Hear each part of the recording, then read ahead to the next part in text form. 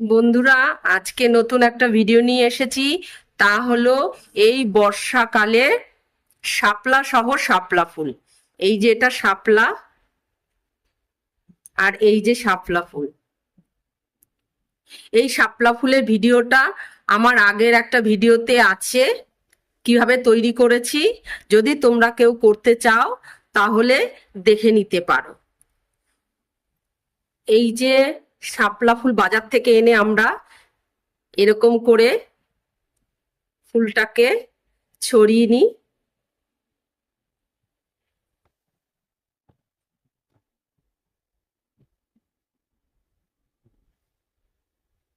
এই যে শাপলা ফুলের ভেতরেরটা।